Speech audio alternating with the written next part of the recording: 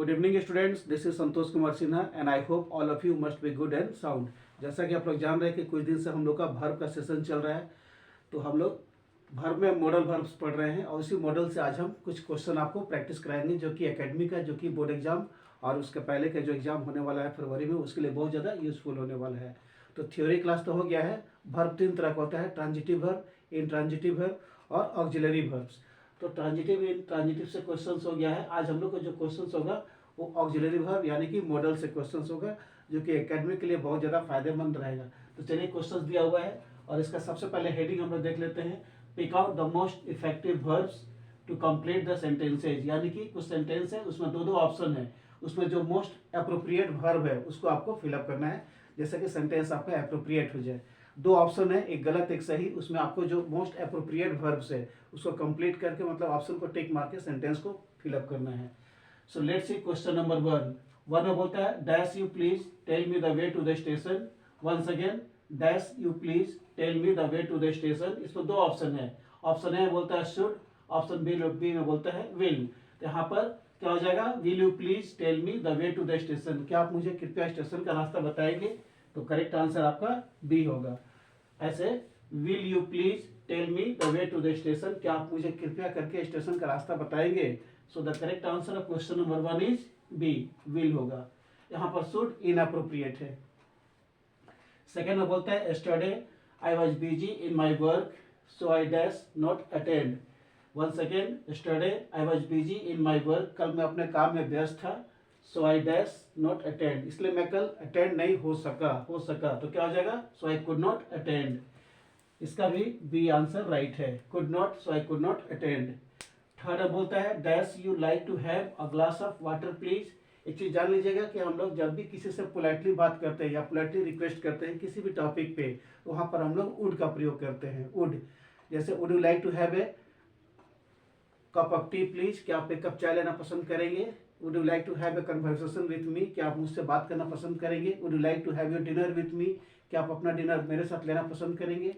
Would you like to have a hot cup of coffee, क्या आप एक गरम गरम कॉफी लेना चाहेंगे? तो जब भी हम किसी से पोलाइटली किसी भी टॉपिक पे बात करते हैं उस केस में हम लोग वुड का प्रयोग करते हैं, इसको ध्यान रखिएगा।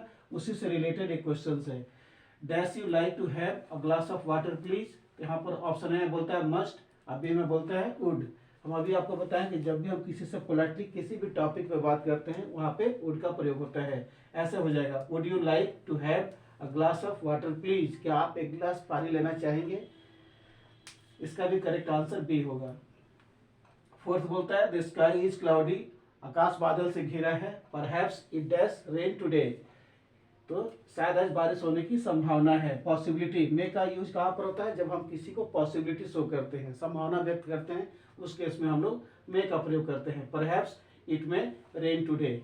अच्छा, फिफ्थ में क्या बोलते हैं देखते हैं, one dash do once duty sincerely and willingly. एक बार और देखते हैं, वन के बाद डैश है, do once duty sincerely and willingly, यानी कि एक आदमी को अपना काम, अपना ड्यूटी को सिंसियरली और विलिंगली, इच्छा के अनुसार करना चाहिए। तो यहाँ भी मस्ट का प्रयोग होता है। और मस्ट का प्रयोग कहाँ पर होता है, जब हम कोई काम को करने के लिए कंपेल्ड करते हैं किसी सामने वाले को, उस केस में हम क्या यूज करते हैं, मस्ट। जैसे all of us must maintain the traffic rule, all of us must maintain the traffic rule, people of India must obey the constitution of India, Bharat के लोगों को भारत का संविधान अवश्य पालन करना चाहिए। You must do your work sincerely and regularly, मतलब आपको अपना काम सिंसियरली और रेगुलरली होकर करना चाहिए। तो जब हम किसी को कंपेल करते हैं, बाध्य करते हैं, फोर्स करते हैं, उस केस में हम लोग मस्ट का प्रयोग करते हैं। जैसे you must work hard in order to pass your exam, तो क्या हो गया कि आपको एग्जाम पास करने के लिए आपको अवश्य पढ़ना चाहिए। तो मस्ट का हिंदी हो गया अवश्य। तो इसका भी करेक्ट आंसर, फाइव का भी करेक्ट आंसर मस्ट हो गया। One must do once duty sincerely and willingly. तो सभी का आंसर हमारा बी पार्ट में जा रहा है। चलिए इसको और आगे बढ़ाते हैं और देखते हैं कि क्या क्या क्वेश्चन है। चलिए हम लोग क्वेश्चन को आगे बढ़ाते हैं, मॉडल वर्ब्स, और देखते हैं उसका सोल्यूशन क्या होगा। So let's read question number 6। You dash drive your car on the road carefully to avoid accident. Once again, you dash drive your car on the road carefully to avoid accident, यानी कि यहाँ पर साफ meaning दिखा रहा है कि accident को अवॉइड करने के लिए आपको अपना कार को रोड पर सेफली ड्राइव अवश्य करना चाहिए, अवश्य मतलब बिल्कुल। You are compelled to drive your car on the road carefully, मतलब किसी को बाध्य किया जा रहा है। तो इसका करेक्ट आंसर हो गया मस्ट। ये is the correct answer of question number 6। You must drive your car on the road carefully to avoid accident. Accident को अवॉइड करने के लिए आपको अपनी कार को रोड पर बहुत केयरफुली ड्राइव करना चाहिए, अवश्य करनी चाहिए। 7th में बोलता है anybody dash mistake in life. Life में किसी से भी मिस्टेक हो सकता है। Anybody can make mistake, anybody can make mistake in life, anybody can make mistake in life. किसी से भी जिंदगी में मिस्टेक हो सकता है, लाइफ में किसी से भी गलती हो सकता है। 8 में बोलता है she dash not oppose her friends in the society. उसको अपने दोस्त को सोसाइटी में अपोज यानी कि बगावत नहीं करना चाहिए। तो यहाँ पर क्या हो जाएगा मस्ट।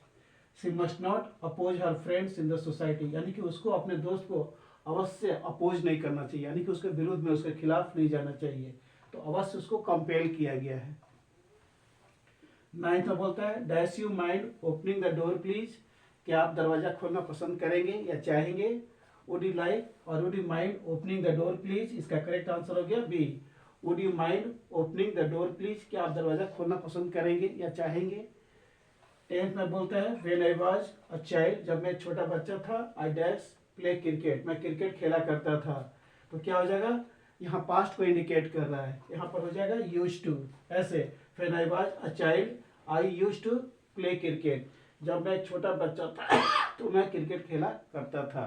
तो अक्सर एग्जाम में यूज्ड टू और यूज्ड टू का यूज पूछता है। यूज्ड टू हो गया पास्ट टेंस और यूज्ड टू हो गया प्रेजेंट टेंस। ये होता है हैबिचुअल एक्शन को शो करने के लिए हम लोग इसका प्रयोग करते हैं। 11th में बोलता है they went to the cinema at 2:30 PM। वे लोग 2:30 बजे सिनेमा गए थे। So they dash be back here by 7 PM। तो यहाँ पर क्या बोला जा रहा है कि वो लोग 2:30 में सिनेमा गए थे, 2:30 बजे सिनेमा गए थे, इसलिए वो लोग यहाँ पर शायद 7 बजे आएंगे। तो यहाँ पर विल हो जाएगा। They went to the cinema at 2:30 PM, so they will be back here by 7 PM। So they will be back here by 7 PM। Will भी हो जाएगा, so they will be back here by 7 PM। तो लोग शायद यहाँ पर 7 बजे वापस आ जाएंगे। तो जो 2:30 में गया 2:30 में तो 7 बजे तो आएगा ही, क्योंकि 3 घंटे का पिक्चर होता है। तो ये हम लोग का कुछ क्वेश्चन था वर्ब से रिलेटेड। फिर अगले दिन कल हम कुछ और क्वेश्चंस लेके आएंगे मॉडल वर्ब्स। और कल हम स्टार्ट करेंगे पार्टिसिपल, जो कि कंपटीशन में और एकेडमिक में बहुत ज़्यादा पूछता है। ठीक है, तो I think it's enough for today, more tomorrow. Till then good night to all of you. Thank you.